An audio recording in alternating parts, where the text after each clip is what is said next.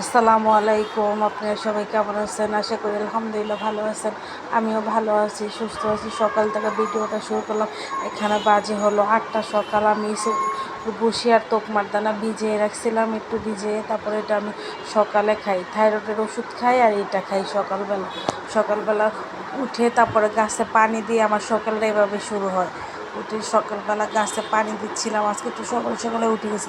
আর এত গরম পড়ছে, অনেক গরম 2 দিন যাবত। শুক্রবারও অনেক গরম পড়ছে, শনিবারও অনেক গরম পড়ছে। তখন গাছে একটু পানি দিতেছিলাম। গাছে পানি দিয়ে সুন্দর করে রুমটা গুছিয়ে তারপর একটু নিচে যাব, একটু শাক আনবো, তো শাক রান্না করবো। ওই জন্য একটু শাক আনতে নিচে যাব। এখানে গাছটি না কেমন জানি হয়ে গেছে, পানির গাছটি ফুল গাছটি।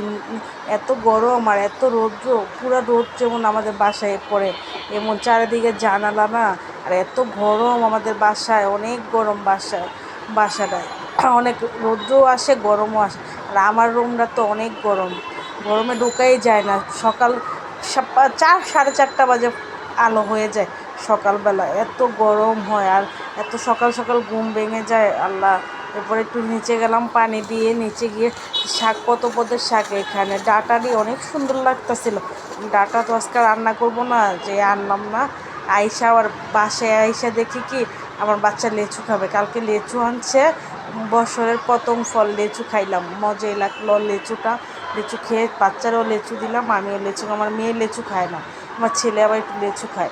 এখানে আবার কালকে রুই মাছ আনছিল, রুই মাছটা আমি সুন্দর করে বাছতে দিয়ে দিচ্ছি। গ্যাস চলে যাচ্ছে তো, তাই তাড়াতাড়ি করে আমি ভাইজা নিতেছিলাম। গ্যাস চলে গেলে তো বাজেই যায় না, যে এই জন্য তাড়াতাড়ি করে আমি ভাইজা তারপরে বসাই দিই তরকারিটা।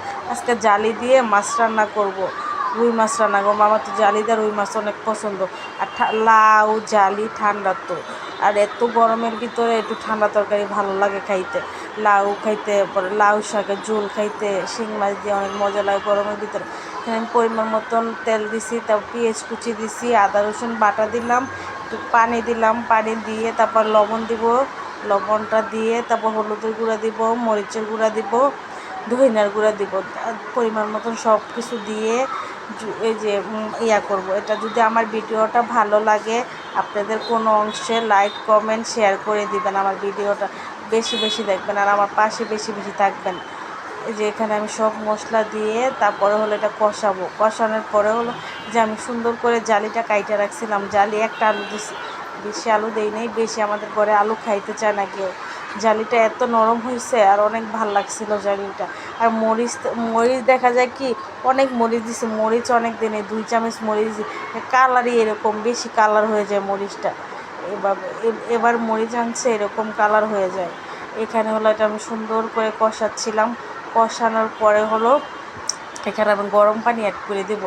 আর গ্যাস চলে গেছে আজকে, গ্যাস তো আজকে রান্নাও দেরি হয়ে গেছে, গ্যাসও চলে গেছে।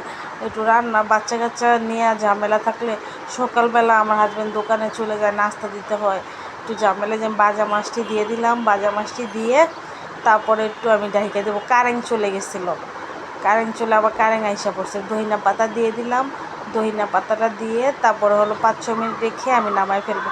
আজকের তরকারিটা মাশাআল্লাহ অনেক মজা হয়েছে। আপনারা এইভাবে রান্না করে দেখেন, জালির তরকারি অনেক ভালো লাগবে। জালির তরকারি এভাবে রান্না আমি একটু ঝোল ঝোল রাখছি, ডালও রান্না করছি আমরা, তারপরে জালির তরকারি রান্না করছি একটু ঝোল ঝোল। এখানে আমি পুঁই শাক আনছি না কিনে, দেখাইলাম, সে পুঁই শাকটা রান্না করছি, একটু শুটকি দিয়েও রান্না করছি, আমি একটু শাকও রান্না করছি। শুটকি দিয়েও খাই, শাকও খাই আমি। তারপরে এত গরম পড়ছে, তারপর বেল ছিল ঘরে, আমি আবার বেলের শরবত বানাইলাম ঠান্ডা পানি দিয়ে। অনেক ভালো লাগছে বেলের শরবত ঠান্ডা পানি দিতে। আমাকে হয়তো অনেক ভালো লাগে বেলের শরবত, আমের শরবত, কাঁচা আমের শরবত। তারপরে দেখি আমার শ্বশুর তালের শ্বাস নিয়ে আসছে। আমার তো তালের শ্বাস অনেক পছন্দ, 3-4টা একবারে খেয়ে নিতে পারবো তালের শ্বাস, এত আমার পছন্দ তালের শ্বাস। তারপর তালের শ্বাসটি সুন্দর করে বার করে নিলাম, অনেক ভালো লাগতাছিল তালের শ্বাস। তালের শ্বাস আমার অনেক পছন্দ। আপনার কারা কারা তালের শ্বাস পছন্দ?